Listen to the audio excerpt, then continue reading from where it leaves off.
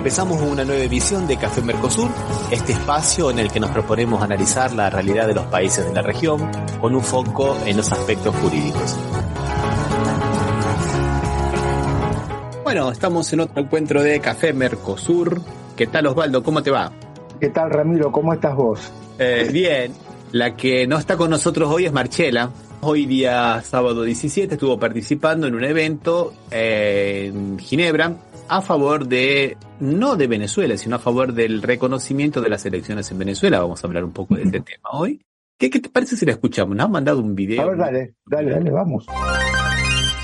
Desde la misión de la provincia bolivariana venezolana, estamos aquí apoyando las elecciones del último 28 de julio que fueron llevadas en Venezuela con una transparencia muy grande. Esto dicho por la Asociación Americana de Juristas, que fueron observadores, donde tenemos compañeros desde Argentina y han observado estas elecciones y han manifestado lo transparente que son.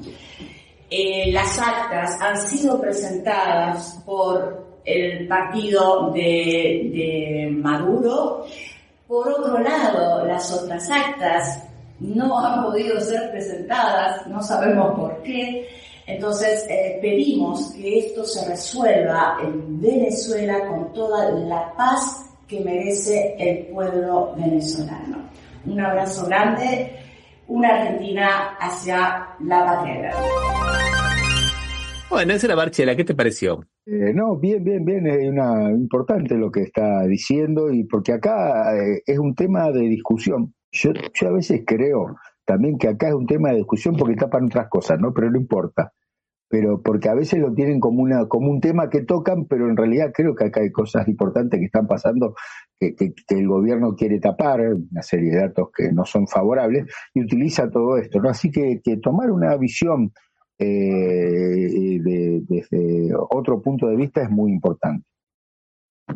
Bueno, ya que estamos hablando de las cortinas de humo, ¿no, Osvaldo? De las cosas que el gobierno quiere tapar, ¿no? Tenemos dos hechos muy importantes esta semana en Argentina que de alguna manera se contraponen, ¿no? Por un lado tenemos la declaración de Cristina Kirchner contra el atentado contra su vida, ¿no?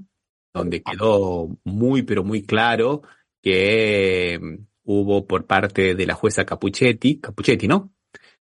Sí. Bien. Muy mal manejo, porque únicamente se quedó en los 4 perejiles, como diríamos en Argentina, ¿no? En los 4 autores materiales, en el último eslabón de la cadena, y no fue ni siquiera los autores mediatos, y tampoco fue, pues podríamos decir autores mediáticos inclusive, hablando de algunos periodistas que contribuyeron con su discurso de odio para generar ese clima. Pero digo, contra los autores mediatos, o sea, los mandantes y los intermediarios, y contra los financiadores inclusive, ¿no? Algunos que son miembros de la familia del actual ministro de Economía, ¿no? Y eso se tapa con Alberto Gates, ¿no? Una cosa bastante complicada, ¿no, Osvaldo? Sí, Ramiro, de todas maneras, vos dijiste 4, ¿no son 3 los que están? O para el error es mío, puede ser. Puede ser que tengas, sí, tenés razón. Sí, tenés razón, quedaron 3. Sí, quedaron 3. 3 nada más de la cantidad de gente que estaba incluida y que tuvo participación, algunos directa y otras indirectas, pero importantes, ¿no? Sí.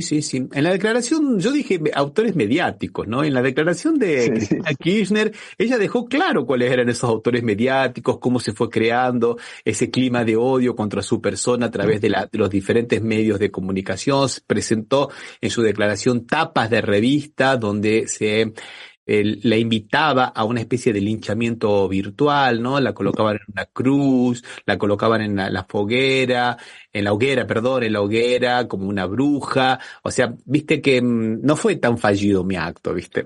No, inclusive golpeada, ¿no? Apareció en alguna, claro. En un periódico, el que más vende en la Argentina, que era un dibujante uruguayo que ya falleció, ¿no?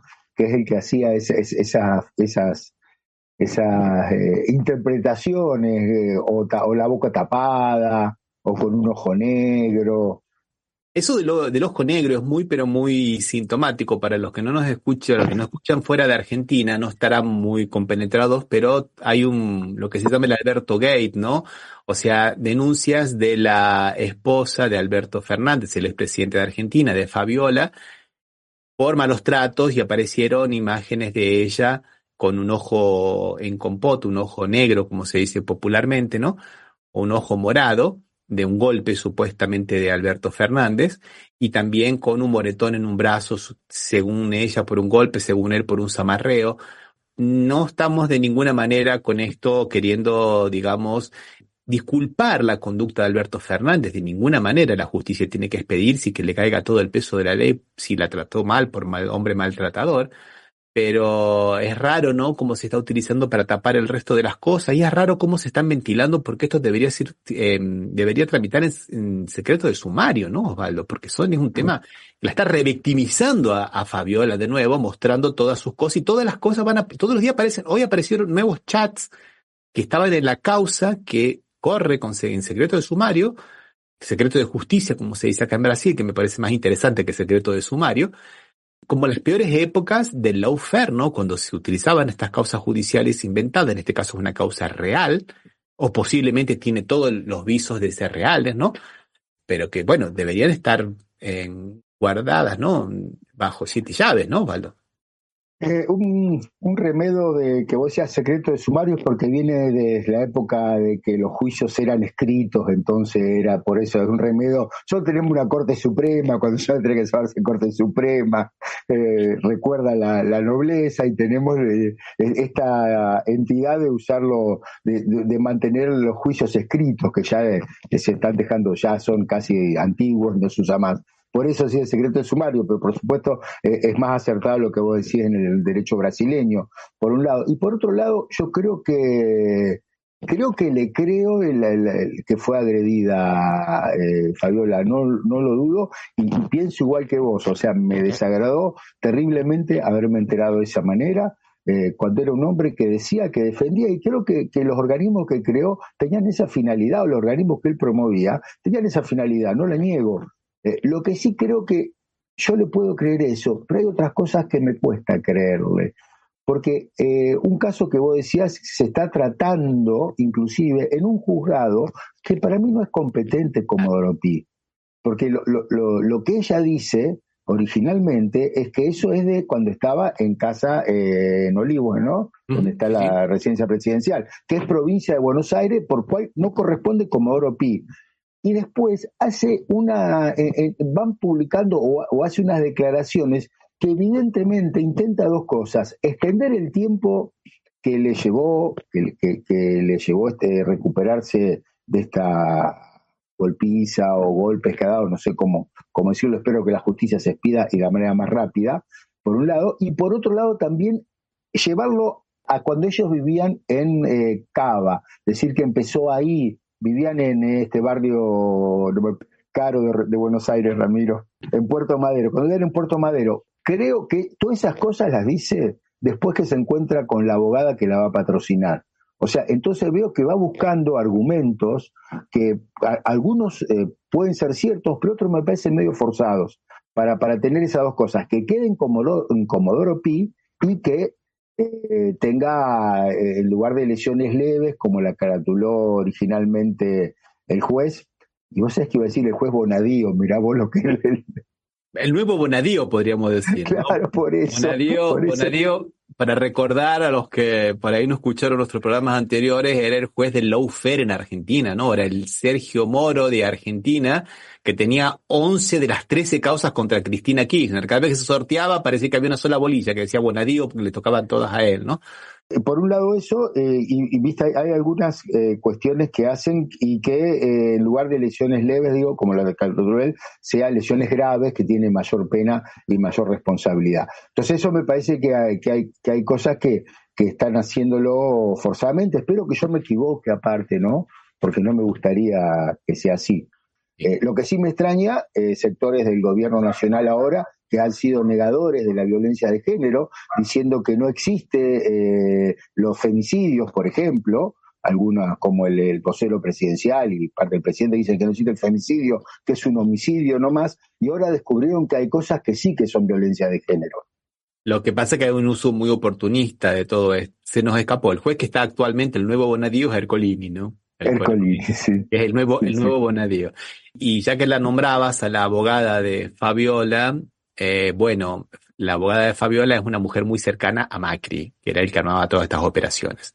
Entonces, esto no significa que Alberto no tenga culpa. No estamos acá emitiendo ninguna opinión al respecto de si hubo o no hubo violencia. La justicia tendría que determinarlo. Sí lo estamos analizando el lado de la utilización política que se está haciendo esto y cómo se está ensuciando una causa muy cara para Fabiola, pero también para todas las mujeres. Porque como vos bien decís, Osvaldo, están aprovechando esto para deslegitimar toda la política que se hizo en favor de las mujeres durante el gobierno de Alberto Fernández.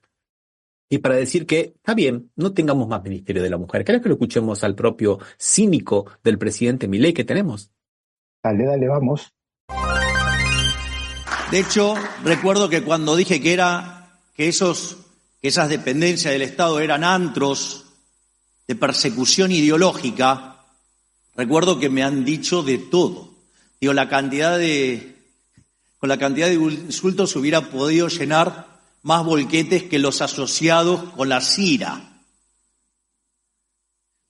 Pero al margen de eso, estos días fui reivindicado. Viste vos como inclusive ahora él dice que lo han reivindicado a través de lo de Fabiola, porque como diciendo, bueno, está muy bien lo que hiciste de haber disuelto ese Ministerio de la Mujer que no servía ni para proteger a la esposa del presidente. Vos fíjate qué triste todo esto. Un dato, él dice que es una posición ideológica. ¿Desde cuándo una posición ideológica es la violencia de género? No es ideológico eso. O sea, tiene fundamentos jurídicos, no ideológicos. Seguramente la parte más débil siempre debe ser protegida y el derecho funciona para proteger al más débil, no al más fuerte. Entonces no es ideológico. Este muchacho tiene una confusión grande y que aparte esa confusión grande trasciende su propio interior y llega a un montón de gente que la toma como si fuera propia, ¿no? Sí. Por eso nos parecía muy interesante detenernos un poquito de esto y aprovechar de que él está a través de esto, digamos, cubriendo la gran realidad que vive la Argentina con los aumentos de precio de los transportes. El 25% de los ciudadanos de la ciudad de Buenos Aires ha dejado de tomar el subte, como se dice en Buenos Aires, el metro, como se dice en muchas otras capitales, porque no pueden pagarlo. Ahora, el 73% de la gente en Argentina es pobre, el 73,3%, y según la UNICEF, 1 millón de niños se van a dormir todas las noches sin comer. Eso es lo que se está viendo. El dato más actualizado dice que es 1,5 millones. Cuando sale el acto es de junio, creo.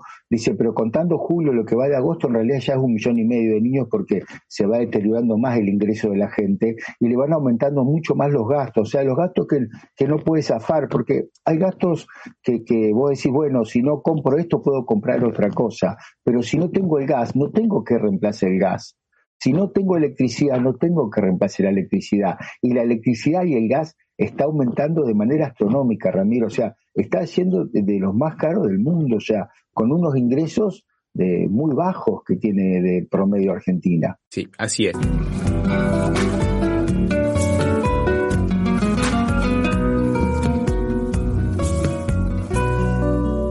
A mí me gustaría decir que lo que nosotros describimos es una posición final, digamos, y de que ahora va a mejorar todo y que va a funcionar todo bien, porque como él dice, van a llegar dineros de las multinacionales que van a invertir en Argentina, porque Argentina se va a convertir en la panacea del capitalismo anarcolibertario y bueno, como tantas veces lo han vendido, ¿no, Osvaldo? Diferentes gobiernos, ¿no? El tercer semestre, decía Macri, ¿te acordás? La luz al final del túnel, decía la vicepresidenta. La lluvia de inversiones, decía Macri. La lluvia de inversiones. Lluvia que no pasó una pequeña garuda y muy poco tiempo, ¿no? La garuda, acá en la Argentina decimos cuando llueve muy poco, que no moja pero molesta, decíamos, ¿no? Vamos a ver entonces un pequeño video que tiene que ver con el RIGI, este régimen de inversiones, que alguien está llamando como que es el nuevo pacto del coloniaje. Vamos a escucharlo y después comentamos. ¿Qué te parece, Osvaldo? Vamos. En la Argentina actual, quienes quieran desembolsar más de 200 millones de dólares en ciertas industrias tendrán beneficios. El régimen de incentivo para grandes inversiones se muestra como la puerta de entrada para nuevas compañías que promuevan el desarrollo económico del país. Para que esto ocurra, habrá bonificaciones y rebajas de todo tipo. Las empresas que adhieran al RIGI tendrán una disminución en el impuesto a las ganancias, libre disponibilidad de divisas para exportar que va del 20 al 100% a medida que avanzan los años de instalación industrial y estabilidad cambiaria, aduanera y tributaria por 30 años. El gobierno celebró este sistema porque el objetivo es fomentar, por ejemplo, la explotación de los recursos minerales. Sin embargo, no todo es positivo. Las organizaciones sociales y de protección jurídica plantean que es paradojal que se busque legislar por 3 décadas con un tratamiento parlamentario expeditivo. Además, alertan que se instala una matriz económica primaria extractiva que tiene un enorme impacto en el medio ambiente. Desde lo político, la oposición al gobierno de Javier Milei critica que esta reglamentación es el estatuto legal del coloniaje del siglo XXI. El cuestionamiento está sustentado también en aspectos legales, como que el beneficiario pueda dirimir los hipotéticos pleitos en los tribunales internacionales. No obstante, algunos expertos recalcan que hay mucho por hacer antes que se instalen los nuevos emprendimientos. Río Negro fue la primera provincia en incorporar el RIGI para facilitar los desembolsos millonarios, como la instalación de una planta de gas natural licuado. Asimismo, otras regiones van en el mismo camino, por lo que aún la aplicación no es efectiva en todo el territorio nacional. Mientras tanto, se multiplican las reprobaciones de un conjunto de medidas que, para muchos, podría hipotecar el futuro del país. Bueno, acá el nuevo estatuto del coloniaje del siglo XXI. Por ahí sería interesante recordar que fue el estatuto del coloniaje del siglo XX, que fue lo que se conoce en la historia como el Pacto Roca-Runciman, que eran los dos cancilleres, el canciller argentino y el canciller británico Runciman, fue firmado en 1936, si no me engaño, Osvaldo, cuando se crea el Commonwealth, la comunidad de estados británicos de la comunidad de la Gran Bretaña, y amenazan con no comprarle más carne a la Argentina. La oligarquía ganadera argentina queda loca, va y hace este tratado por el cual el 80% de los frigoríficos pasan a ser ingleses, el 20% podían ser argentinos desde que no tuvieran fines de lucro. Mirá vos lo que es, ¿no? O sea, destruyó todo lo que era la incipiente industria frigorífica argentina y todos los productos que necesitáramos se los teníamos que comprar preferencialmente a Inglaterra. Por eso decimos el Estatuto del Coloniaje. En su momento, Roca, el hijo del Julio Argentino Roca, Julito, dijo que era un orgullo firmar ese pacto porque Argentina pasaba a ser la perla más preciada de la corona británica. Por eso me parece muy interesante esto, que ya no será, digamos, como corresponde a los tiempos del siglo XXI, ¿no, Osvaldo? No será más la sujeción a un país y sí a las multinacionales, que son las que están ocupando un poco los espacios de los estados nacionales en este nuevo capitalismo que estamos viviendo, ¿no, Osvaldo? Y la gravedad del pacto Roca-Runciman es que pasó un hecho que no había pasado nunca en el Congreso argentino, fue que que iba a asumir como senador, un senador por la provincia de Santa Fe, murió por un tiro de un puntero de Avellaneda, me parece que era el que le pegó el tiro en el Congreso, ¿no? Que lo tapó al que era senador en ese momento, que era Lisandro de la Torre, lo tapó un compañero de su partido y terminó muerto. O sea, lo grave que es que terminó de esa manera, ¿no? Porque lo que estaba denunciando era que evadían a través de ese pacto, no solo con la ventaja que les daban, sino que tenían una doble contabilidad, ¿no? Una contabilidad verdadera, que es la que mandaban a Inglaterra envuelta en bosta, y la contabilidad que le pensaba el gobierno argentino, que siempre parecía que perdían plata los frigoríficos ingleses. ingleses. Te voy, Y vos te voy a este comentar querés, una anécdota, Osvaldo, sí, relacionado con eso que ha ocurrido aquí en San Pablo, cuando en 1949 los ingleses terminan la concesión de los ferrocarriles y tienen que entregar los ferrocarriles al gobierno. ¿Sabes qué ocurrió un día antes? Se quemó que- toda la estación de ferrocarril donde tenían la contabilidad. Un día antes, durante no sé cuántas décadas pasaron, nunca hubo un incendio, ¿viste? El día antes que tenían que entregar, se quema todo, se quema la contabilidad, no, todo cuando sí, tenían que rendir cuentas, ¿no? sí, los ingleses son hábiles en este tipo de jugarretas. Y otra cosa que quería decir del Riggi, que el que hacía la presentación original, que me parece que era a favor a lo que es el régimen, él hablaba de estabilidad tributaria, estabilidad contable, estabilidad cambiaria. En realidad lo que está favoreciendo es la evasión, porque esa estabilidad dice que no va a tener que pagar una cosa, y eso lo va a durar por años, no va a tener que pagar ni ganancias, y le van a mantener el valor real del dinero, va a poder liquidar las monedas en el exterior. O sea, en realidad lo que favorece es que las empresas estas evadan los impuestos, ¿no? Que si uno dijera que son empresas industriales, pero generalmente las inversiones son extractivistas, ¿no? Que van deteriorando el medio ambiente y solamente mandan todo extractivo. El extractivismo, el problema que tiene, una vez que se terminó, no te sirve más para más nada. Sí, realmente no está para nada mal dicho el nuevo estatuto Estatuto del coloniaje del siglo del XXI. coloniaje.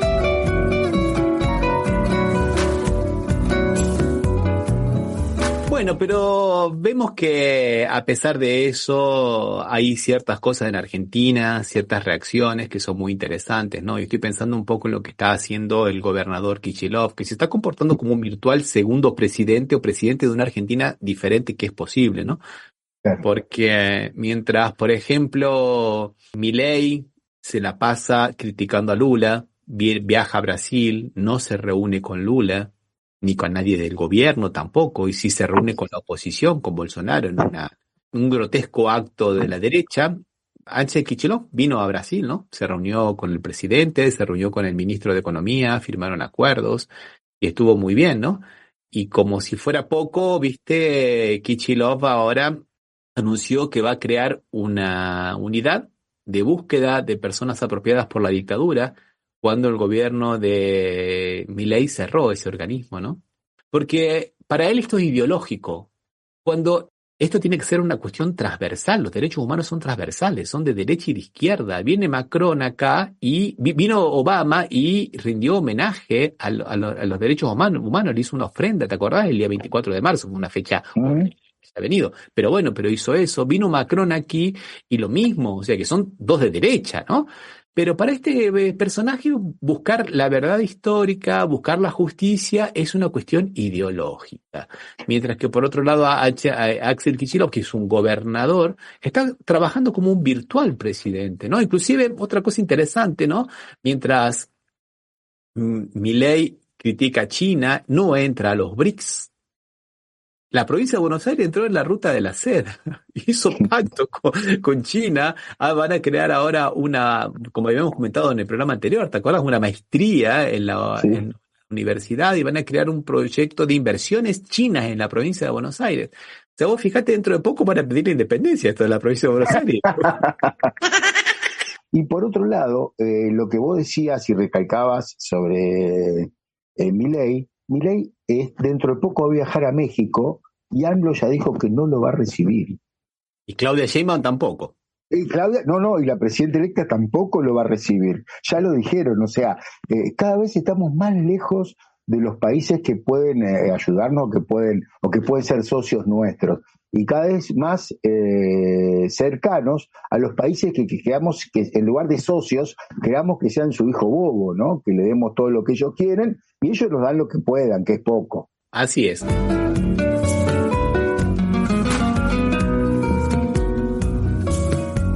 Vamos a terminar hablando un poquito de lo que está pasando un poco en Venezuela, Osvaldo. Y bueno, porque siempre nosotros tenemos nuestro lado y nuestro lado progresista, ¿no? Y a veces algunas cosas para mí particularmente me cuesta decirlos, ¿no? La posición que ha insinuado un poco el gobierno de Lula da Silva de pedir que se hagan de nuevo las elecciones en Venezuela. Me parece que no es una posición muy acertada. Yo entiendo que no nos guste Maduro, yo entiendo que Maduro tenga modos un poco autoritarios, yo entiendo muchas cosas, pero acá lo que estamos hablando no es de Maduro, estamos hablando de las elecciones. Y como bien había dicho Marcela al comienzo del programa, nadie ha podido cuestionar las elecciones en Venezuela. Maduro presentó las actas que él tenía como partido político. Los otros partidos políticos también tuvieron la oportunidad de presentar sus actas. Y no puede ser que lo único que no lo ha presentado es el partido voy a decir de Corina Machado, no voy a decir de González, porque es un títere González, sinceramente. Sí. ¿No? Corina Machado no ha presentado nada. Lo único que ha presentado es una página de internet que la compró un día antes y donde mostró 30% de las actas, del 30% de las actas, un estudio serio demostró que más del 70% eran alteradas, porque no es el acta, es la fotografía del acta. Y vos sabés que en la fotografía del acta vos podés modificarla y eso deja un metadato, un dato que cuando vos lo ves está que se hizo, que tenés todos esos datos y bueno, fueron alteradas. Y no puede ser que con base a eso se pida que se hagan de nuevo las elecciones. El principio de los actos administrativos es la legalidad. El que plantea la ilegalidad tiene que demostrarlo. Es una presunción, como decimos en derecho, iuris tantum, o sea que admite prueba en contrario. Pero hay que tirar la prueba en contrario, no la declaración en contrario. Mientras no se pruebe lo contrario, el acto es válido, las elecciones son válidas. Ya se expidió el Tribunal Superior Electoral, que ahora está analizando las otras actas y la veracidad de las otras actas. Convocó a los partidos políticos, a los 10 partidos políticos que fueron, el partido de Corina Machado no se presentó ni siquiera, inclusive quedó claro que estuvo en rebeldía porque lo intimaron personalmente y no fue. Entonces me parece muy complicado esta posición ahora que tiene Lula, que tuvo Biden, que tuvo el presidente de Estados Unidos Biden y que después la propia Casa Blanca lo desmintió. Dijeron, no es la posición oficial del gobierno de los Estados Unidos. Sí, la única diferencia diría que la posición del gobierno norteamericano es que ganó Corina Machado, por eso cambió la posición. No es porque decía porque lo que dijo Biden fue que si va a haber, apoyo que haya nuevas elecciones. Y después dijeron, no, ya las elecciones fueron y ganó González. González, el títere Pero después se vinieron a desmentirlo también. Lo que pasa es que yo no creo que los Estados Unidos vayan a velar por la democracia en ningún país del mundo. Si no le interesa, o sea... Acaban de dar un golpe para ciego en Bangladesh contra la primera ministra y a través de una revolución de colores, ¿no? Con todas las características de una revolución de colores. La primera ministra Sheikh Hasina, que también no es santa de nuestra devoción, pero le hicieron una revolución de colores, también lo habían hecho en Myanmar, que está al lado, porque querían el Golfo de Bengala para poder meter una base militar para controlar el tráfico marítimo de los chinos, porque la verdad es esa, o sea, ellos piensan en sus negocios, nomás no están pensando sí, más en una época como esta. Ramiro, ¿y cómo es la visión que hay en Brasil de esta posición de Lula? Está muy dividido porque hay mucha gente mucha gente del campo progresista, algunos de izquierda que salen a criticar esto, porque no se le ha pedido a nadie, porque de la misma manera habría que haberle pedido un tercer turno, digamos, una tercera vuelta en Estados Unidos cuando Donald Trump salió a denunciar fraude, o acá en Brasil cuando Bolsonaro decía fraude. O sea, no hay ninguna diferencia entre Bolsonaro y Corina Machado, o sea, en cuanto a su denuncia, primero en cuanto a su ideología, en cuanto a su posición, en cuanto a las denuncias infundadas, ¿no? O sea, parece que está haciendo una práctica, no me gustan las elecciones, denuncio fraude. E inclusive recordemos que era la práctica del propio Milei, que abandona esa práctica y reconoce las elecciones cuando la tendencia el día domingo le daban ganador claro. Le dijeron, no, vamos a denunciar fraude. Pero ya está haciendo, digamos, un modus operandi de la propia derecha. Escuchémoslo a Maduro, ¿qué te parece? Dale. Salió en El Mundo a decirle, mira que hubo fraude, que hagan esto, que hagan aquello. No, nadie. Como debe ser en el siglo XXI. En Brasil también, el expresidente Bolsonaro, de extrema derecha, aliado de la extrema derecha fascista de Venezuela, también él gritó fraude y no aceptó la derrota. Y fue el tribunal de Brasil quien decidió. Y nadie salió desde Venezuela, nuestro gobierno ni nadie, y creo que en el mundo a pedir nada. sino decidió el tribunal, santa palabra Tribunal de Brasil. Es un asunto de Brasil. Después, un 8 de enero, sorprendieron con un intento de golpe de Estado, asalto a los poderes públicos, y lo que se hizo desde Venezuela fue condenar la violencia del fascismo. No, jamás. Nosotros no practicamos la diplomacia de micrófono. Y en el caso de Colombia, hemos venido reconstruyendo con mucha dedicación las relaciones. Creo que van bien las relaciones con el presidente Petro. Nosotros en privado hablamos muchos temas siempre. Nos llamamos por teléfono y hablamos muchos temas también. ¿Ves? Pero jamás yo con Colombia practicaría la diplomacia de micrófono. Nunca, no lo voy a hacer jamás. Yo soy el garante de la negociación de paz. Venezuela es garante. Y jamás voy a dar opiniones sobre qué debe hacer Colombia para superar la guerra que está terrible, cada vez peor. No, yo nunca voy a decir Colombia, su gobierno debe hacer esto y sacar en mis redes sociales un consejo. No, cada presidente sabe, cada estado, cada país sabe qué debe hacer con sus asuntos internos. Y seguiremos ayudando a Colombia en su proceso de paz sin intervenir ni inmiscuirnos en los asuntos internos de Colombia. En el caso de Estados Unidos es diferente, porque ellos tienen una diplomacia imperial, intervencionista. Biden forma parte de esa diplomacia intervencionista.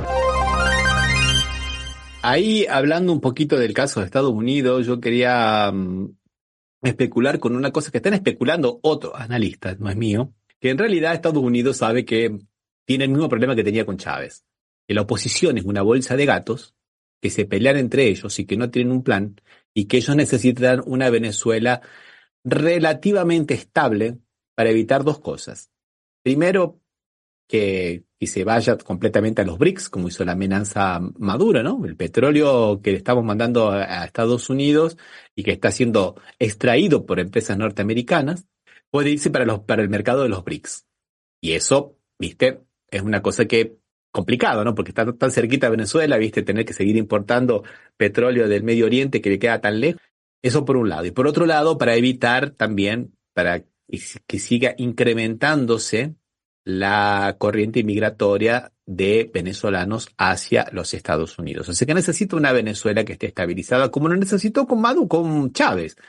Cuando vio que la oposición era una bolsa de gatos, tuvo que negociar por bajo del poncho. Entonces muchos analistas están diciendo que está una misma necesidad, una misma percepción, y que por eso que vienen estos dimes y diretes de los Estados Unidos que no saben qué hacer. Si la apoyan a Corina y como dicen que la van a apoyar, la van a postular para el Premio Nobel de la Paz, recordemos que ya lo postularon a Guaidó y que ya lo postularon a Capriles para el Premio Nobel de la Paz, o, viste, negociar con esto que no es lo que ellos quieren, pero por lo menos es lo que hay, ¿no? Como diríamos popularmente. Son apreciaciones que yo escucho de algunos analistas, Osvaldo. Por eso te decía que no es que ellos estén pensando en la democracia, en la transparencia, en la libertad y en los valores. Están pensando en sus negocios, siempre.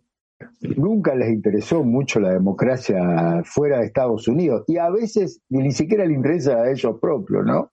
Hubo presidentes que ganaron, que habían perdido las elecciones y se la dieron ganada lo mismo. O sea, tampoco vamos a sorprendernos. La famosa Al Gore. Al Gore es el que pierde las elecciones porque le truchan los datos de Florida. O sea, entonces, bueno, tampoco les interesa mucho la democracia, es indudable. Pero sí les interesan los negocios, eso sí. Los negocios son muy abiertos a los negocios. Nunca se le interesó la democracia en Arabia Saudita, por ejemplo. Para nada. Yo creo que tengo una posición equivocada. Lula, no sabemos por qué, ni por qué presiones, ni por qué motivos, ni cuál es. No significa que nos vamos a oponer a Lula ahora y hacerle la cruz a Lula, nada que ver. Todos tenemos nuestras virtudes y nuestros defectos. Y las virtudes de Lula están siendo muy grandes acá en Brasil y se están haciendo notar. Pero me gustaría quedarme con la palabra de AMLO, del presidente de México, y que siempre tiene una posición muy, pero muy ponderada. A ver, Osvaldo, ¿qué te parece?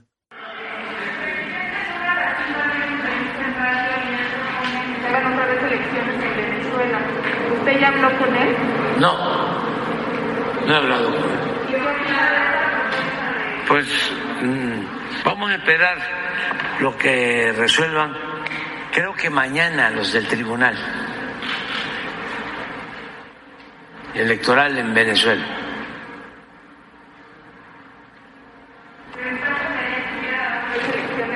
¿Mande? ¿Apoyaría que se repitieran las elecciones? Vamos a ver qué resuelve el tribunal. Es que no creo que sea prudente el que nosotros, de afuera, un gobierno extranjero, sea quien sea, opinemos sobre algo que corresponde resolver a los venezolanos. Bueno, vamos a escuchar una canción, Osvaldo, que grabé hace 3 días específicamente de un bar llamado Bohemia, de música de portuguesa, de fado, en Lisboa, un lugar que recomiendo que vayan, y una mujer que canta muy pero muy bien. Es una grabación casera, la hice con mi celular, así que... Ramiro, ¿qué es fado? ¿Qué sería fado?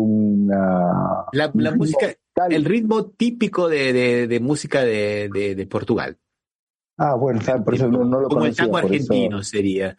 Disculpen la calidad, pero bueno, es lo que no se podía mejorar.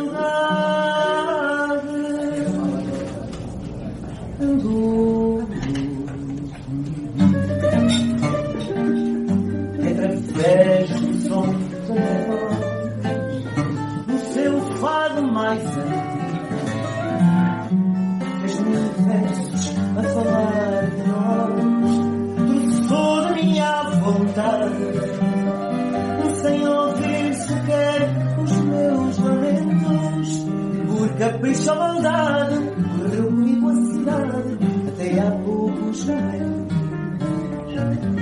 Já me deixou, foi logo embora, a saudade a quem chamei maldita, já nos meus olhos não chora, já nos meus sonhos não grita, já me deixou, foi logo embora, minha tristeza chegou ao fim, já me deixou mesmo agora, saiu pela porta fora, ao ver-te voltar. Nem sempre a saudade é triste, nem sempre a saudade é grande, se em paga a saudade existe, a saudade não dói tanto amor, mas enquanto tu não vinhas, foi tão grande o sofrimento meu, pois não sabia que tinhas em paga as saudades minhas, as saudades minhas.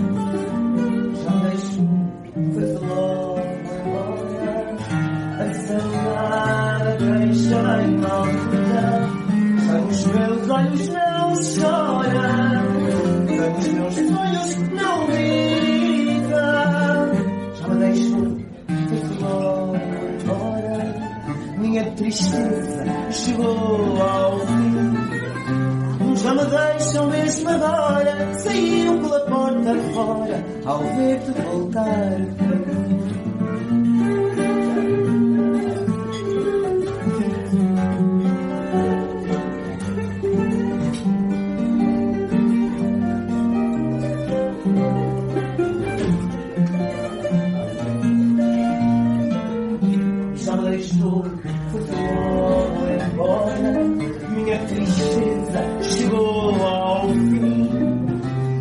Já me deixam mesmo agora, saiu pela porta fora,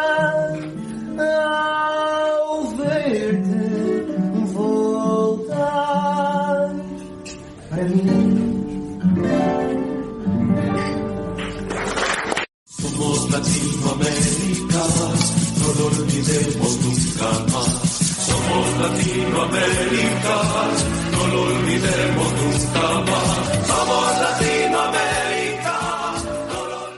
Bueno, vamos a ver el tema que queríamos hablar hoy, Osvaldo, las redes Dale. sociales, los gobiernos contra las redes sociales. Es interesante esto porque estaba haciendo en un grupo, puse un video en realidad, y dije, qué ingenuos que éramos hace 20 años atrás, ¿no? Que pensábamos que las redes sociales iban a traer la libertad. Y yo inclusive me reía un poco, qué tonto, ¿no, Osvaldo? Es bueno hacer autocrítica, ¿viste? Cuando decía que China no tenía Facebook, que no tenía las redes sociales que teníamos nosotros, que tenía notas, decía, ¿por qué tontos? ¿Por qué no quieren estar comunicados con el mundo? Si yo me estoy encontrando con amigos míos de la infancia, de la escuela, Facebook es maravilloso, ¿por qué van a querer tener una propia? Hoy nos estamos diciendo por qué cada uno tiene una propia, ¿no? Cuando vimos Cambridge Analytica ya en el 2014, ¿no? Como tuvieron que reconocer en una sesión, bueno, no en una sesión, una sesión de investigación en el Congreso británico que ellos habían articulado contra gobiernos, entre ellos el gobierno de Cristina Kirchner, ¿no? Y qué ingenuo que éramos de pensar que, bueno, que las redes sociales eran la libertad, ¿no? Era el campo como va a ser, bueno. Pero bueno, hoy estamos viendo que se están convirtiendo cada vez más en dictadores de la empresa privada y se amparan en esta libertad de empresa. Y los gobiernos están empezando a reaccionar contra eso.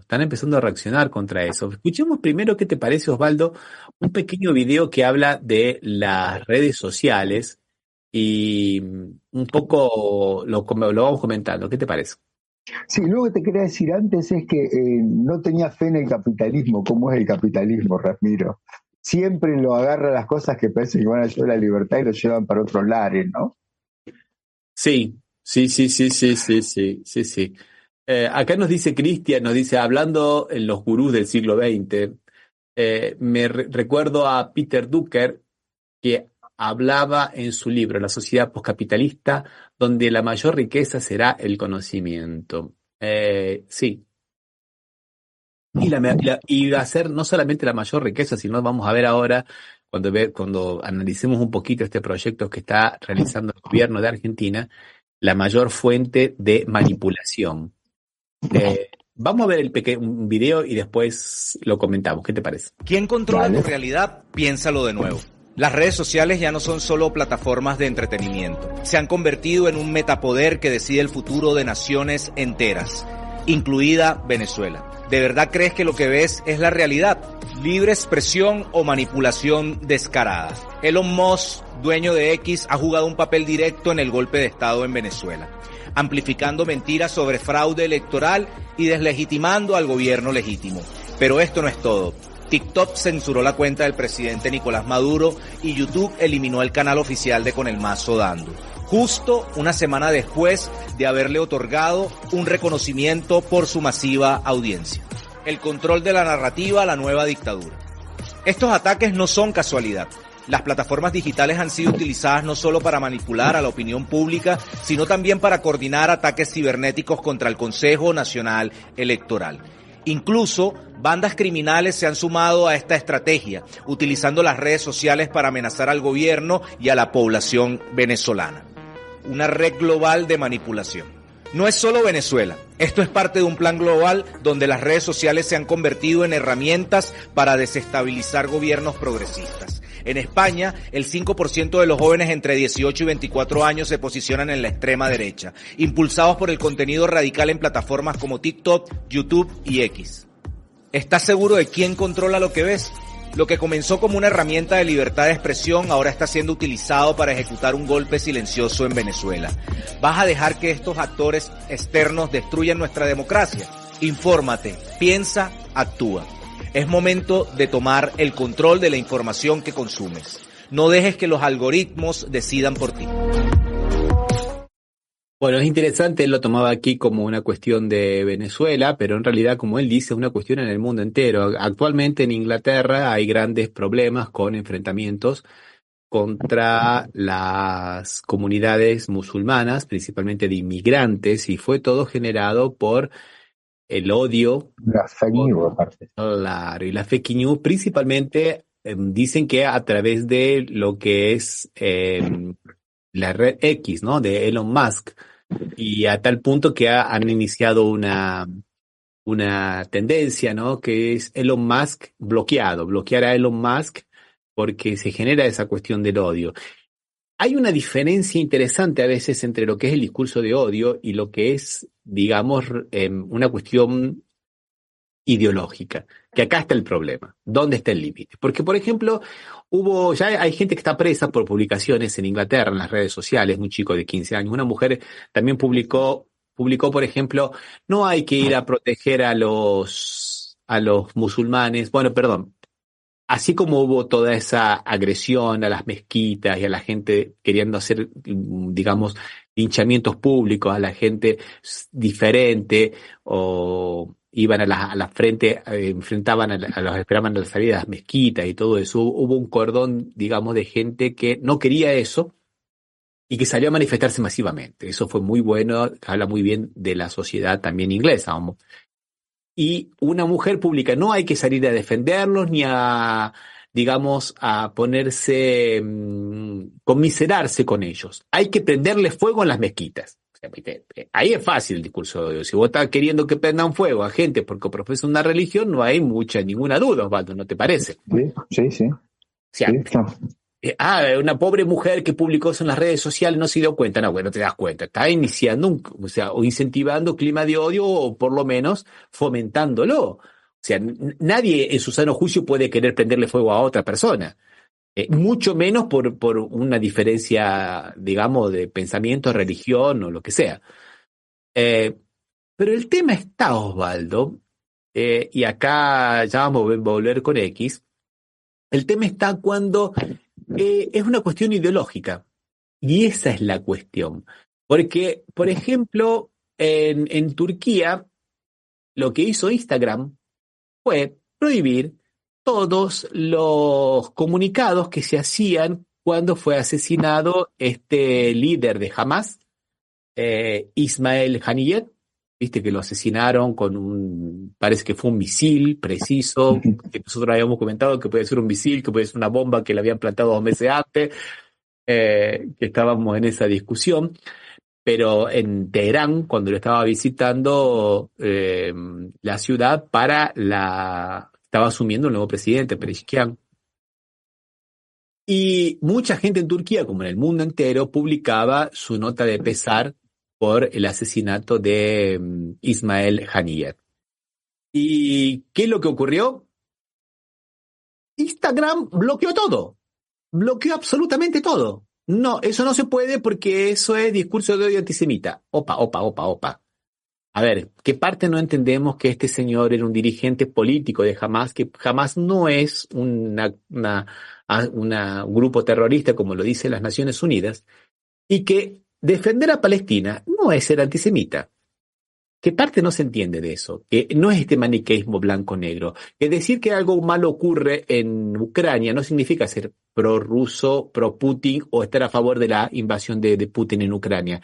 O sea, ¿quién es el que determina esto? ¿Vos te das cuenta cómo a través del discurso de odio o del antisemitismo, en este caso, se están bloqueando cuestiones ideológicas? ¿Viste? ¿Qué es lo que hizo Erdogan? Bueno, está bien, ustedes no dejan que publiquemos esto. Fuera Instagram de Turquía, ¿viste? Claro, fuera de Turquía. Ahí Instagram, bueno, no se iba a perder el negocio en Turquía, entonces dijo, bueno, está bien, vamos a restablecer todos los mensajes y volvemos a Turquía. Entonces, bueno, Erdogan restablece el acceso a Instagram tras 9 días de haberlo bloqueado. Porque la única ley que entienden es la ley de la cartera, es la ley de la caja registradora. Sí, cuando sí. La pérdida de dinero, la pérdida de lugares donde funciona el sistema. Es realmente así. Por eso son, diríamos, capitalistas, ¿no? Interesa solo el capital, no otra cosa. El capital es un negocio, ¿no? ¿Por qué Elon Musk está queriendo tanto destruir la democracia en Venezuela? ¿Porque está atrás del petróleo? No, porque está atrás de la desestabilización y de los otros bienes minerales que tiene Venezuela y que los quiere para él, ¿no? Porque el petróleo, de alguna manera, las empresas de Texas ya están extrayendo el petróleo en Venezuela. Él quiere las otras cosas. O sea, vos fíjate cómo, inclusive en contra posiblemente de los intereses norteamericanos, si seguimos esa teoría que decía que a Norteamérica le conviene una Venezuela estabilizada, en contra, ataca los propios intereses de su propio país, ¿no? Pero es interesante esto, Osvaldo, para más o menos saber cuál es el poder que están teniendo estas multinacionales. Nosotros no vemos nunca vimos la realidad, siempre tuvimos una realidad mediada, ¿no? Mediada, o sea, digamos, sí, intermediada. Nosotros tenemos acceso a las cosas a través de las tecnologías, a través de los libros, cuando los libros eran la mayor tecnología de Gutenberg para acá. Entonces, viste, conocíamos otras realidades leyendo gente que había de otros lugares, ¿no? Por eso Marco Polo, a pesar de que no fue gran cosa, vendió libro a patada, ¿no? O sea, porque todo el mundo descubría la China mágica de Marco Polo, cada cantidad de libros que vendió Marco Polo. Y cuando la cantidad de libros que había del descubrimiento de América, del continente fantástico, de lo maravilloso que eran todo mentira, era porque era una industria editorial y la gente quería creer en esa teoría del buen salvaje y en esas cosas mágicas. Pero bueno, era lo mediado. Después viene el periódico, después viene, bueno, el teatro siempre lo fue de alguna manera, ¿no? Pero los juglares también cantaban de lugar en lugar cantando. Después fue la radio, ya dentro de casa, ¿no? Ya no tenés que ir a un lugar. Después tenés la televisión ya dentro de casa, no tenés, y ahora tenés las redes sociales. El cine también. El cine. El Claro. cine que vos ves la hegemonía que tiene el cine norteamericano, que justamente cumple esa función, ¿no? Que casi va extinguiendo cinematografía de otros países. Es un poco lo que decía McLuhan, ¿no? Que el medio es el mensaje, o sea, siempre terminamos cayendo en el buen canadiense, el medio es el mensaje. Sí. Porque en realidad los medios son los que van condicionando nuestro pensamiento. Y aparte te encontrás con gente que dice, no, eso no es cierto. ¿Por qué? Porque lo escuché acá, pero eso es mentira. No, está ahí, esto es así. Pero estas redes están tomando, viste, muchas atribuciones, ¿no? Una de vamos a salir de Venezuela ya acá, ¿no? Pero bueno, vamos a escucharlo a Jorge Rodríguez, que es el presidente de la Asamblea Nacional de Venezuela, porque él comenta una cosa muy interesante que ocurre con las redes sociales y cómo nos van, digamos, moldeando nuestra subjetividad, nuestra forma de ver las cosas, ¿no? ¿Cuántos niños de 12, 13, 14 años están en este momento imbuidos en una red social, en este instante viendo Instagram o X o Facebook o TikTok? Si a usted le dicen que en el colegio de su hijo hay una persona vendiendo cocaína o vendiendo anfetamina, eso le produciría angustia. Pero a nadie le produce angustia que hay personas, niños y niñas en este momento, consumiendo anfetamina digital, cocaína en forma de red social. No importa. Aniquila, por ejemplo, la atención. Y por eso hay un auge mayor aún de déficit de atención en estos momentos en nuestras escuelas. ¿Por qué? Porque si usted ve un contenido de 1 minuto, o de 2 minutos, o de 3 minutos en TikTok, se acostumbra a solamente ver 2 o 3 minutos y que la dopamina vaya subiendo y bajando, subiendo y bajando.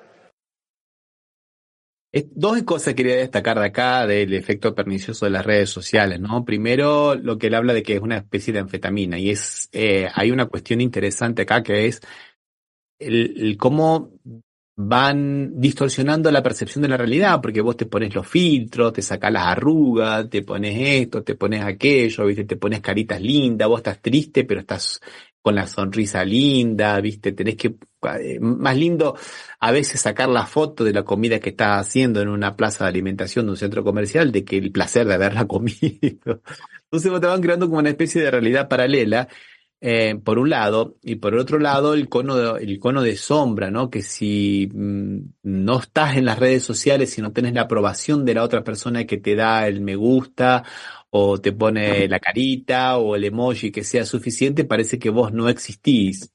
Y esa no existencia te lleva al aislamiento, y el aislamiento hace que muchas veces uno sea más, digamos, tierra fértil para el discurso de odio. Estoy diciendo unas cosas muy, pero muy groseras, ¿sí, Osvaldo? Porque los mecanismos son mucho más sutiles y los profesionales tendrían 3 horas para explicarte cómo funciona todo esto.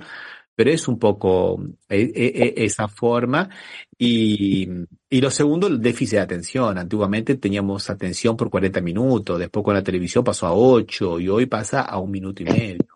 No tenemos más paciencia para ver más nada. Entonces lo único que podemos tener es una visión fragmentada de la vida, fragmentada de las cosas, ¿no? De hecho, muchos países de Europa, creo que comenzó en Suecia, se está prohibiendo que los niños vayan a la escuela con celulares, no que que vayan a la escuela con celulares. El celular lo dejen en casa, ¿no? Entonces son cosas que nos van cambiando la forma no es cómo nos relacionamos con la tecnología, sino cómo las vamos teniendo incorporadas. Yo te digo sinceramente, es tanta la necesidad que tenemos de las redes sociales que es mucho más fácil buscar en un buscador, no vamos a decir el nombre, pero el que todo el mundo usa, que ponerse a pensar cómo hacer una cosa, ¿viste? Seguro, a ver cómo se hace esto, pongo y seguro va a haber un video que me lo explique y que me lo explique en 2 minutos, porque más de 2 minutos no quiero escuchar, ¿viste? Sí, yo que soy analógico, ¿no? Que me cuesta mucho las redes. De hecho, uso una sola red que para trabajar, que es WhatsApp, que la uso por mi laburo, porque me facilita no estar, o sea, recibir más rápido las cosas y pasarlas. Después Facebook no lo uso, Instagram tengo uno que nunca sé ni cómo se usa, TikTok no tengo ni sé cómo se usa. Pero veo que el sector ese de la población, yo lo veo con mis hijos, mi hijo más chico, que tampoco es tan chico, ¿no? 15 años, tampoco es que es tan chiquito, hablaba de que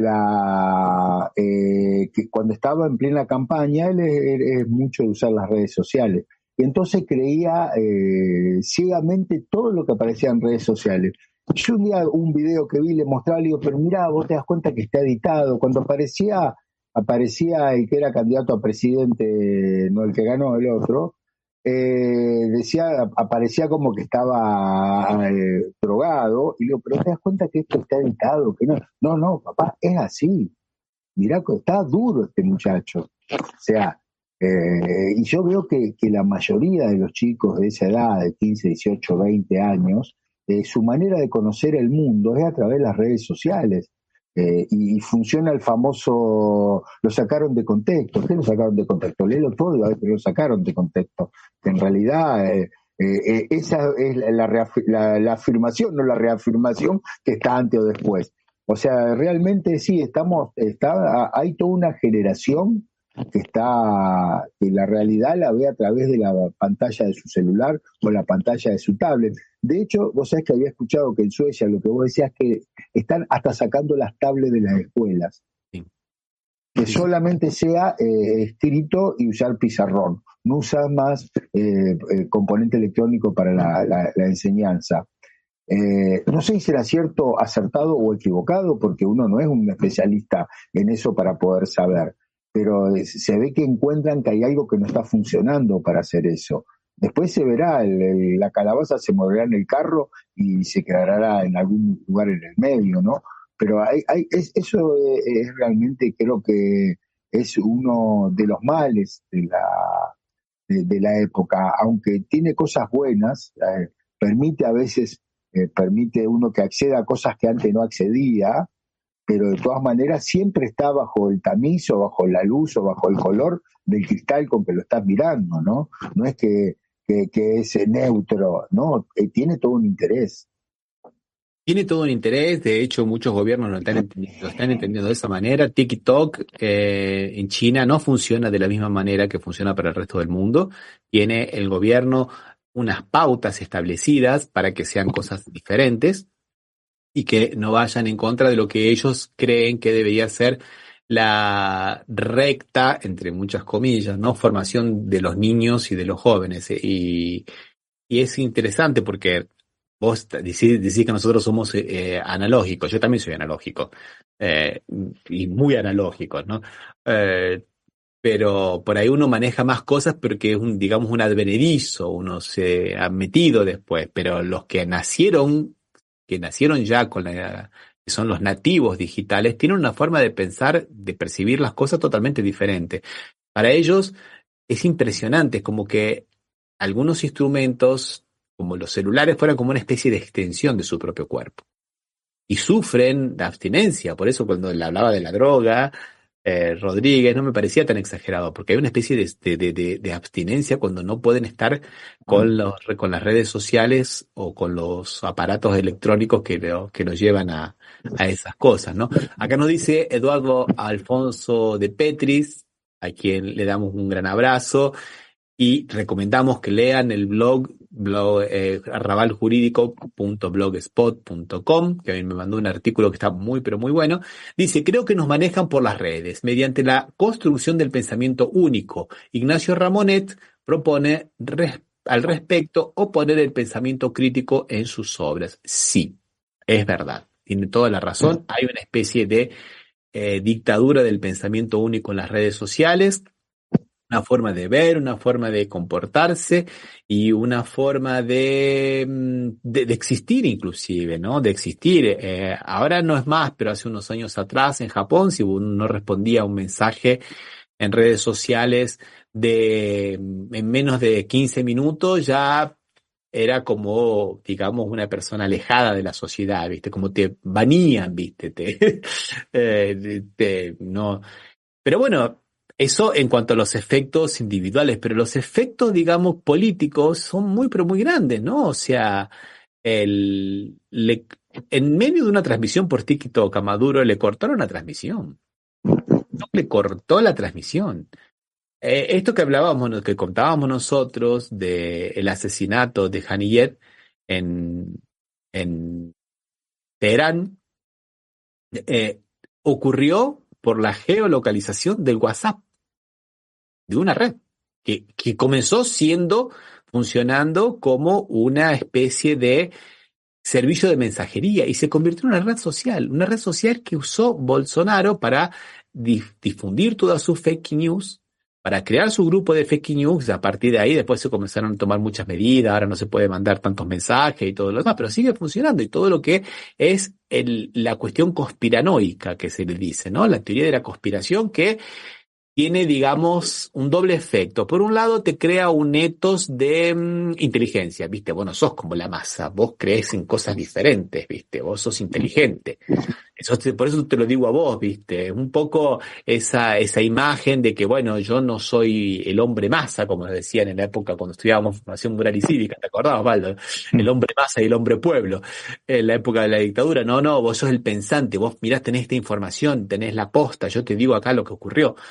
Y la mayoría de las fake news y los trucajes, ¿no? Los trucajes con las fotos, con las imágenes, los recortes que se hacen. Vos con recortar la realidad podés construir la realidad. Aparte, el algoritmo es el que te crea que todo el mundo piensa como vos, porque te conecta solamente con los que piensan como vos. Entonces ves, al fin y al cabo yo tengo la posta. Y esa posta en realidad tampoco es tuya, te la fue imponiendo el mismo sistema. Y acá en la Argentina, creo que lamentablemente por las redes sociales se eligió un presidente, porque había un conjunto de troles que estaban constantemente 24 horas publicando cosas, y eso es lo que influyó, y por eso ese deseo de bajar el voto, o sea, la capacidad de votar cada vez de más chico, ¿no? Eso decir que a los 13 años van a ser responsables penalmente es porque también los quieren darles para que puedan votar desde los 13 años, que son los que son digitales, nacidos digitales, no como nosotros que los primeros relojes que vimos eran agujas. Mira, acá al respecto nos dice Alberto una ironía muy interesante. Las redes sociales trajeron a la Argentina la libertad. La libertad avanza. Buenísimo. Muy bueno. Y acá Cristina nos manda un abrazo, y abrazos gigantes desde la casa maldita del barrio burgués Fisherton, Rosario. Barrio que vos conocés bastante, Walter, ¿no? Sí, he vivido ahí en parte he vivido en Fisherton. Bastante barrio gorila, perdón con Cristina. Bastante barrio gorila. Aunque bueno, viste, ahora se ha ido cada vez modernizando más, pero bueno. No, lo que pasa es que también hay una especie también de que las redes sociales hay que tener un poco de cuidado, porque muchas veces los gobiernos, como decía antes, tratan de que no se le filtre su relato único. Entonces, por ejemplo, Estados Unidos está con un relato único a favor de Netanyahu y en contra de Palestina. Entonces estaba criticando que muchas de las manifestaciones que estaban ocurriendo en sus universidades y las manifestaciones multitudinarias en los Estados Unidos se daban por TikTok. Y que por TikTok, que es una empresa china, le estaba metiendo ideas nocivas en la cabeza a los pobres norteamericanos, ¿viste? En realidad, bueno, eso es una chicana porque TikTok no es chino. TikTok, el 60% de TikTok son inversores institucionales globales. BlackRock, General Atlantic y algunos otros más. No creo que sea...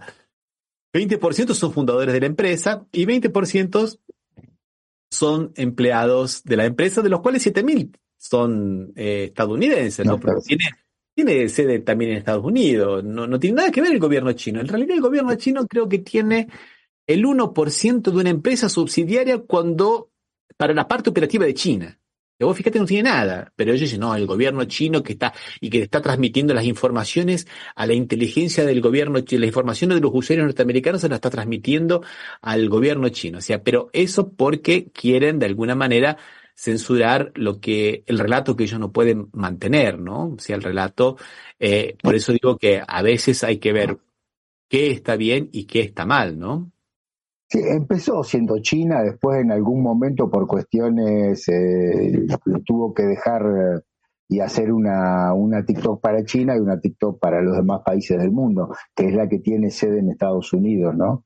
Claro. Que ya, o sea, habrá sido un negocio, supongo, financiero, porque los chinos también, o sea, cuando hablamos de plata son bastante sí, rápidos, seguro. ¿no? No son ninguno quile, ¿no?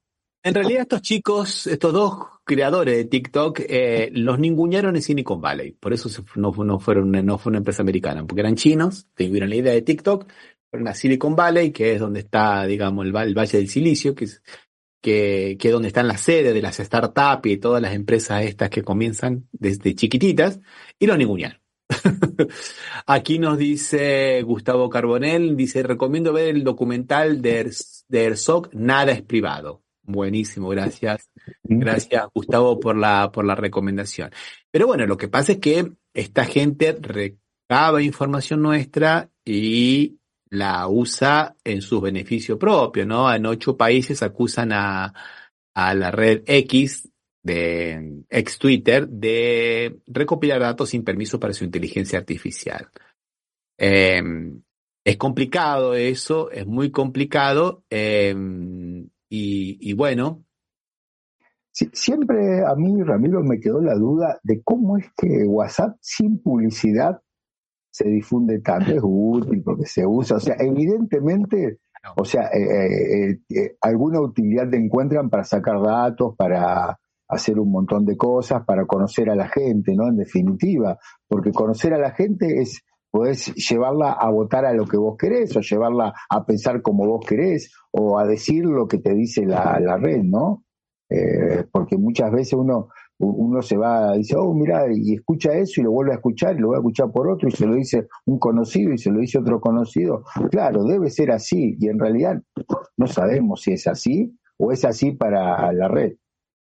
Gustavo acá nos hace otro aporte más y dice que sobre el tema de las redes sociales es importante tener en cuenta también el accionar de los algoritmos, imparten justicia, inclusive tomando decisiones sobre nuestros contenidos. Claro que sí. También eso derivó en el uso en la vida cotidiana. En algunos estados de Estados Unidos, un algoritmo decide si un preso puede salir o no con la excusa de que eso alivie el trabajo humano del sistema judicial. Y acá nos estamos metiendo en el tema que yo quería finalizar. Después una recomendación más, dice, también recomiendo ver Trabajadores Fantasmas, también muy bueno lo de Gustavo Carbonell. Estos aportes son muy, pero muy buenos. Vamos a ver si dejamos... Se nota que es cineasta, diríamos. Y que sabe. Y que sabe, sí, bueno, es indudable. Y para terminar quería volver a la Argentina, Osvaldo. Pasar por Brasil primero. Brasil no opera más la red X en Brasil porque el Tribunal Superior de Justicia, la máxima corte de justicia, le determinó que sacara algunas cuentas que distribuían discurso de odio y X no lo quería hacer, Twitter no lo quería hacer, y subió la multa diaria que le imponía a algo así como 100.000 reales por día, algo más o menos unos $18.000 por día, y amenazó con medidas legales penales, o sea, la cárcel prácticamente, la detención contra los CEOs, contra los directores de Brasil, de la X Brasil. Entonces, ¿qué es lo que hizo Elon Musk? Dice, bueno, no tenemos más oficinas en Brasil, pueden seguir utilizando, pero no vamos a cumplir las órdenes, vos fíjate, de la Suprema Corte de Justicia de Brasil, que ha tenido que, digamos, tomar esa decisión, fundado, con derecho de defensa, con todo, no lo cumplen. O sea, los tipos se creen que son, no, inclusive hubo una polémica, Elon Musk salió a criticar a Alexandre de Moraes, que es el que está llevando adelante estas investigaciones por la fake news y el discurso de odio, diciendo que era un dictador, ¿viste? Bueno, también cada uno tiene derecho a decir lo que uno quiera, ¿no? Pero vos fíjate cómo se cree que es, digamos, el gran pulenta, ¿no? Como diríamos, el manda más de los mandamases. Bueno, ha decidido eso. Entonces, eso para que nosotros vayamos viendo con qué bueyes aramos. Y quería volver al argentino. Ramiro, te quería hacer una sola pregunta, discúlpame, porque te escuchaba atentamente y te pido disculpas si estoy preguntando una huevada, ¿no? Pero decime, ¿se puede sacar de un país que Twitter o X, me cuesta decirlo porque me queda feo, pero que Twitter deje de funcionar en un país? Sí, se puede, sí, se puede. Inclusive acá... De hecho, ¿pero en Brasil funciona o...? Está funcionando, lo que pasa es que, digamos, esto es una especie de subterfugio que tiene Elon Musk de decir, bueno, no tenemos más representación, cosa que no puedan ir judicialmente contra los representantes acá. Los usuarios pueden seguir utilizando, o sea, como diciendo, pero bueno, tampoco van a poder cobrar más publicidad, ¿no? Es mucha. El gobierno de Brasil dejó de publicitar hace tiempo por estas disputas que tuvo, por estas cuestiones de que la red no quería no cumplir las decisiones judiciales, dejó de hacer propaganda en X, por ejemplo. El gobierno brasilero nacional no hace más propaganda en X. Pero bueno, en realidad es como que decimos, bueno, sí, vamos a seguir funcionando, pero no vamos a tener una representación legal para que no nos metan preso al representante, ¿viste? No, pues no entendía eso, porque acá el gobierno argentino, o sea, muchas de las políticas las marca por Twitter, no las presenta de alguna manera, o sea, salen primero por Twitter. Decisiones, o sea, inclusive cosas de gravedad de la canciller que la hace por Twitter. Ese es otro tema que nos quedará pendiente, que es ¿por qué los gobiernos han hecho eso? ¿Por qué los gobiernos han hecho eso? Muchos presidentes han hecho eso.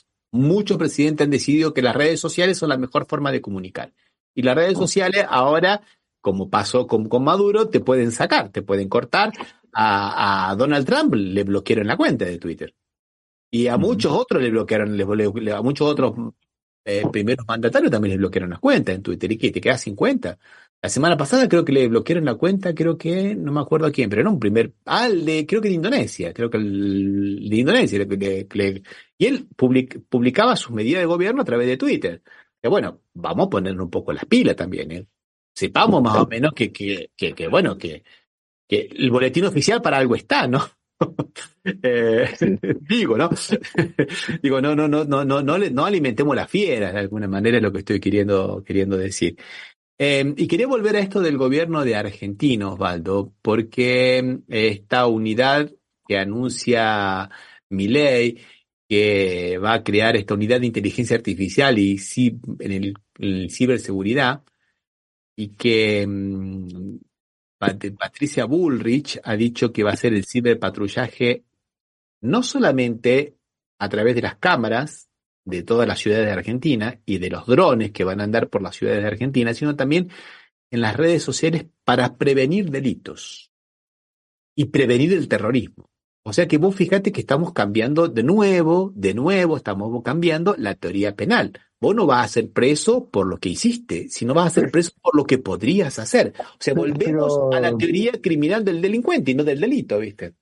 Vos sabés, te voy a decir una cosa, no es solo prevenir, es predecir que va a ser un delito. Vos lo podés prevenir porque podés poner los elementos para la persecución de esa persona para que no llegue a cometerlo. Pero predecir es que vos, voy a predecir que vos vas a asaltar un banco mañana, entonces te detengo hoy. Pero si no asalté el banco todavía. O sea, no hice nada para asaltarlo. ¿Por qué? Porque la inteligencia artificial. O sea, predecir es peor que prevenir, porque lo que busca el sistema de seguridad en cualquier país es prevenir el delito. Pero no te pueden detener porque dicen que vos vas a hacer tal cosa, cuando no hay elementos objetivos para hacerlo. Lo que dice, ¿sabes que va a utilizar lo que dice la inteligencia artificial solamente, como único elemento predictor de un delito? Y eso nos lleva a otra cuestión muy interesante, que son dos cuestiones fundamentales en el mundo. Primero, banco de datos. ¿Dónde van a quedar guardados esa información que se recopila y que cuesta fortuna, porque se vende y se recontravende, ¿viste? Vos decías, ¿cómo esa red social verde del telefonito tenía tanto? Bueno, porque justamente vende todos esos datos que nosotros estamos comunicando. Claro. Yo te mando a vos mañana, quiero ir a la luna y me van a aparecer un montón de tipos fraudulentos, vendo pasaje a la luna, ¿viste? O vendo terrenos en la luna, o te vende terrenos en la luna. ¿Viste? De algún lado lo saco. De un lado, ¿dónde van a quedar guardados todos esos datos que van a recoger de todo el mundo por ese ciberpatrullaje en las redes sociales? Y principalmente, ¿quién va a ofrecer el software de la inteligencia artificial? Y acá vienen algunas prevenciones que están haciendo algunas personas que recuerdan algunas cosas, ¿no? Que por ejemplo el 28 de junio, en el viaje que hizo Milei a Estados Unidos, no se reunió con Biden, que es el presidente de los Estados Unidos, pero sí se reunió con Sam Altman, que es de OpenAI, o de OpenAI, de inteligencia artificial abierta, ¿no? Que creó el chat GPT. ¿Para qué se reunieron? ¿Qué hablaron? ¿Qué discutieron? Pero chat GPT es simplemente para hacer preguntas, no pasa nada, Ramiro, ustedes están viendo cosas donde no existen. Bueno, el chat GPT, digamos, esta empresa, ¿no? OpenAI, tan famosa, incorporó hace poquito, el 13 de junio, si no me equivoco, al general Paul Nakasone.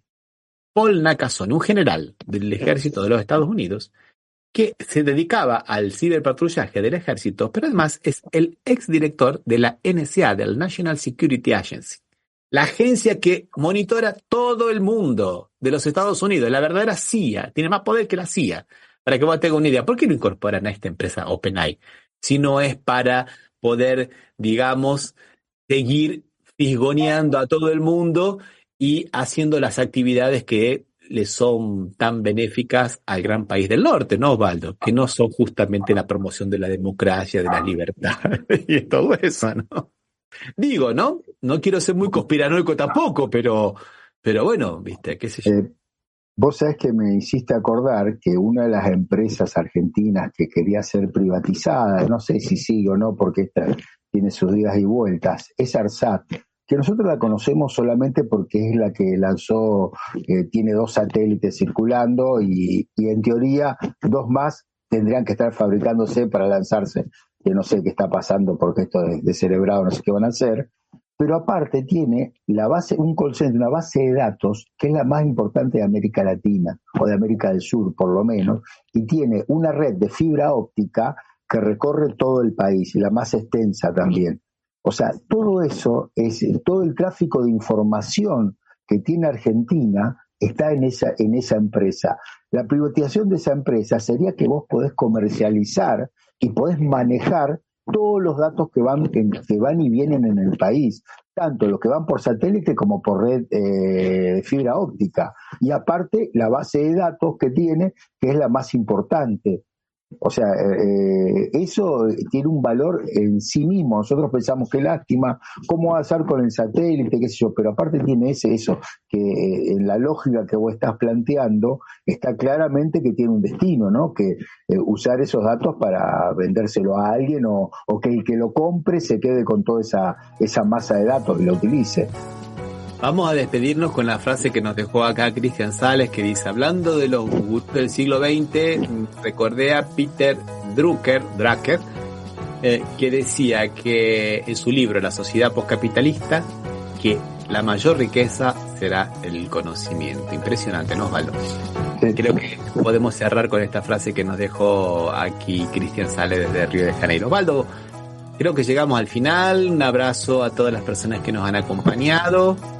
Y recordamos que este programa lo pueden escuchar en la FM Impacto de la querida Villa Gobernador Gálvez los domingos a las 19 horas, ¿no, Osvaldo? Sí, y en las redes sociales también, Ramiro. Un abrazo, Osvaldo, hasta el sábado, esperemos que hasta el sábado que viene.